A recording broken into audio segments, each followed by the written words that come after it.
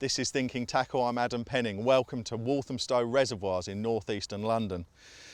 This site represents some of the best day ticket carp fishing around, big fish to over 40 pounds, and it's a carp fishing oasis really amid suburbia. We've got Canary Wharf just over there, we've got a train freight line just running over there, main roads all around, a bit of a concrete jungle.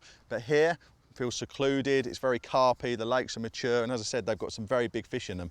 It's day only fishing, and I've been joined on these 3 days by two of the best young carp fishermen around, Tom Dove and James Armstrong. Tom knows this lake's like the back of his hand really. I call him the Lord of the Manor over here. James has fished here a bit. They're going to be fishing different tactics and applying their knowledge to try and catch some of these pressured carp. I can tell you what, the last 3 days have been epic. So sit back, relax and watch the story unfold.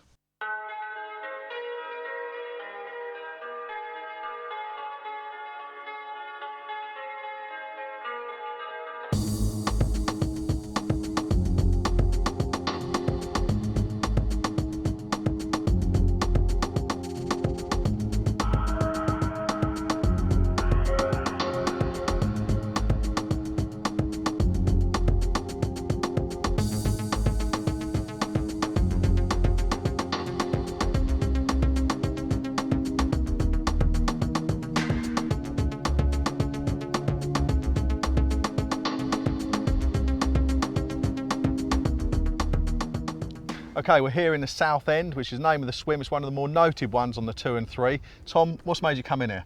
Well, to be honest, I was here the weekend and the fish were in here.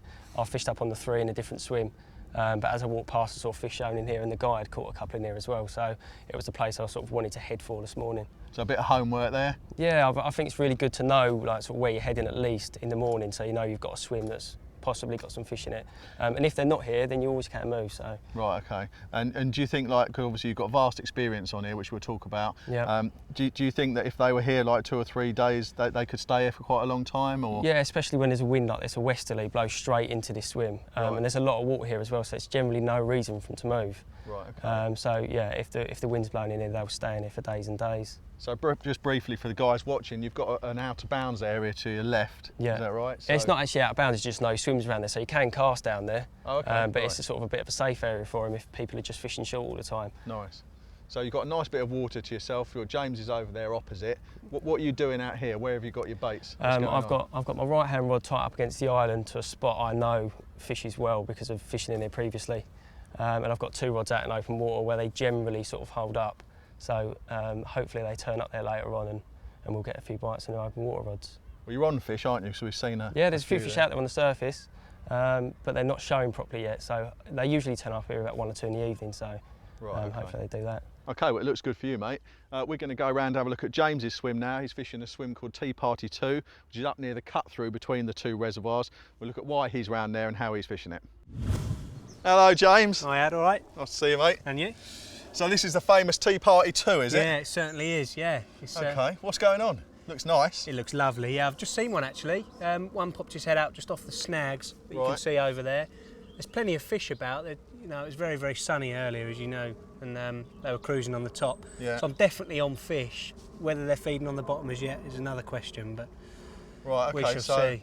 I see you've got you're redoing a couple of rods at the moment. Yeah, so I am. Yeah, I'm actually going to place, my middle rod was in open water earlier, but because I've seen 2 show off the snags, one showed earlier as well. Right.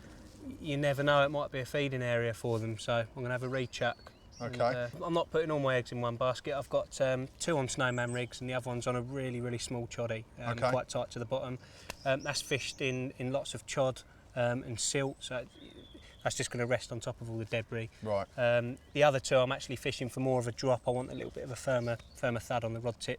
And in the corner there, it's quite a popular area. I've actually caught out of there before, so I've got 1 rod on there. The other rod is sort of out the back of where Tom's fishing. There's probably sort of 20 yards between us. That's another known area that we've caught from before. My other rod, like I said, I'm going to place onto that snag where I've seen them. So. Okay. Well, you've got loads of options. Big bit of water. You could probably fish 6 or 7 rods in it quite happily, couldn't you? Quite easily, yeah. Okay, mate. Well, it's starting to rain. Hopefully that'll push the cruisers down a little bit, and you'll get a bite. Looks really good here, mate. Good luck. Thank you.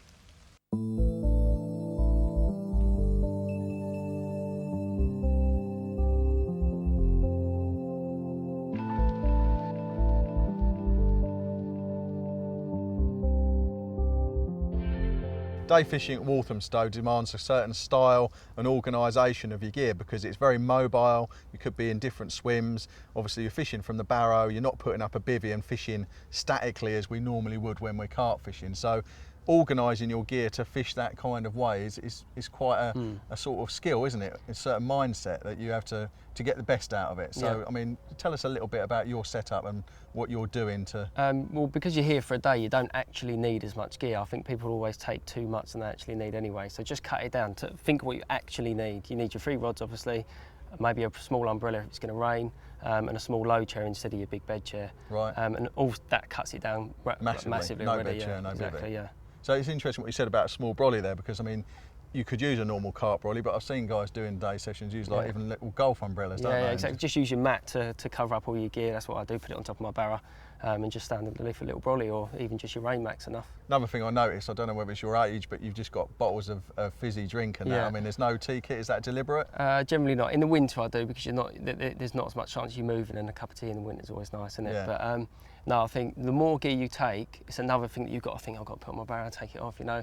You cut it down completely. If you don't need to take gear, don't bring it, and then you can move much quicker, because the chances are you'll be fishing here and then the fish start showing down there, so you've got to pack up as quickly as possible to put it all on the barra to get down there. So. And why have you got to pack up quickly?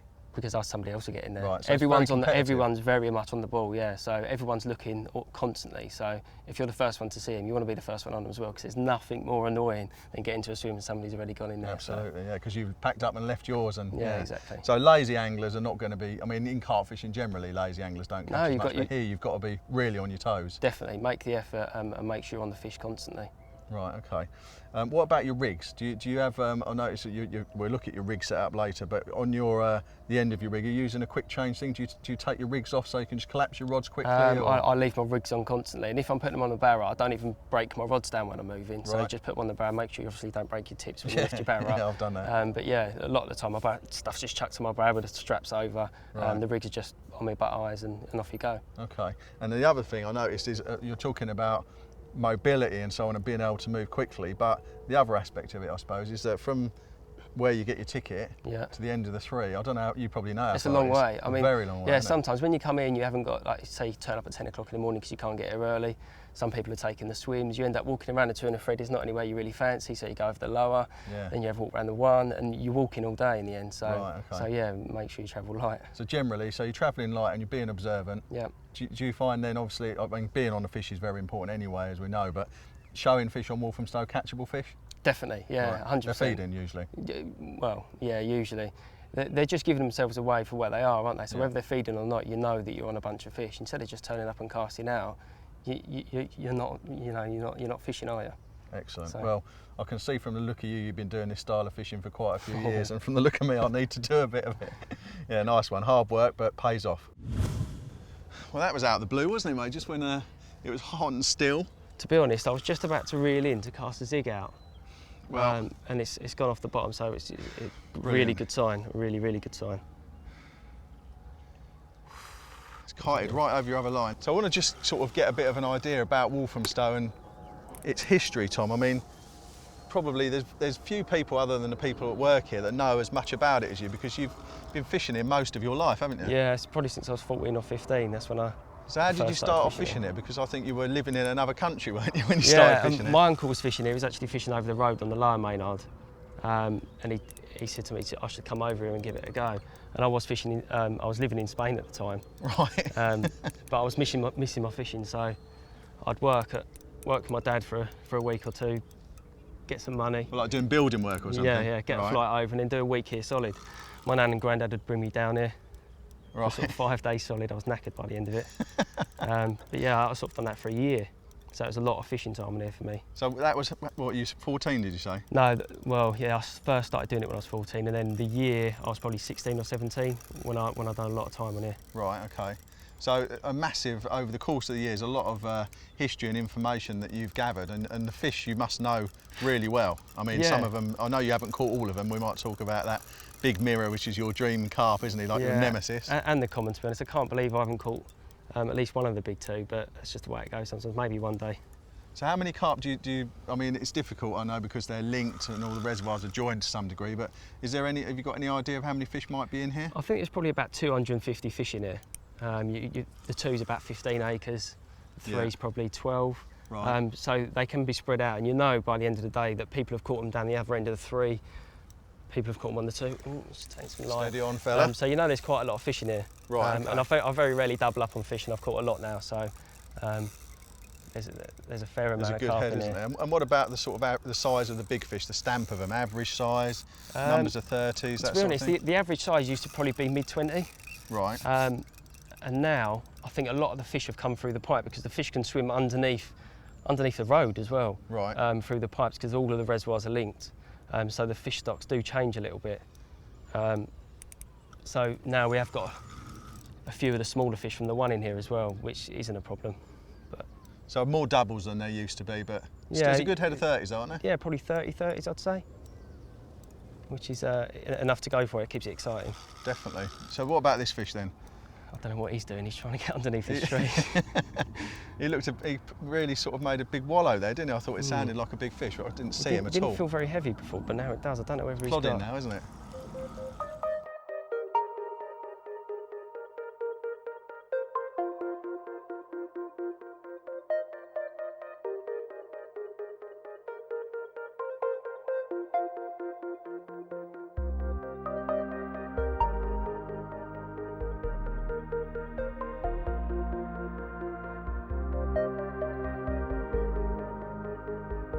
We're getting him in close now, mate. He's Yeah. properly plodding around under there. Yeah, he's not enjoying this, is he? No.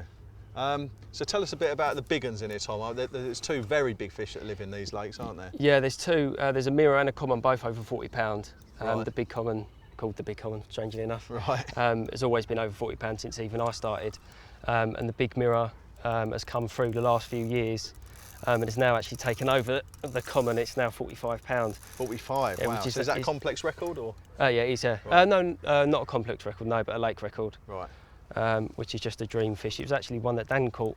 He caught a that few for a years show, ago. didn't he? Yeah, a few years ago. Yeah, It's a lovely carp, isn't it? it is beautiful. So what's the biggest the common's been up to? Probably just over 44 pound, I think. Right. So And now it's sort of all the time. It's around 43 pound. One I would dearly love to catch, but well, you might even be attached to him now, Tom. don't. Because the water's so really, really murky and dirty, isn't it? So You can't see until you anything get at them all. in, you don't really know what you're No. attached to, do you? I don't think this one's very big. It seems a bit too lively for a big one, but you never know. Well, you've done a great job of guiding him around your lines there. That's a good thing about the fluorocarbon. Sinks so low, doesn't it? Yeah, it's almost as if you've got a backlid on, so you know where your line's Yeah. off the bottom and where it is. Oh, That's a good fish, Tom. it is a good fish. It's a lovely fish. That's one of the original 2 and 3 fish. That's not a stocky. Excellent. Keep a cool head, fella. It's going to be yours. That's a lovely looking fish. Oh, mate, he's a lovely Come guy. on, Here we go, come Tom. on. Keep him Get coming, in mate. Keep him there. coming. Yes. Yes. Come on. Oh, shake your lead in there. Put that in there. What a lovely carp, mate. That was a looks fighting half, awesome. wasn't it? Well Nice done. one, mate, thanks. Let's get him out.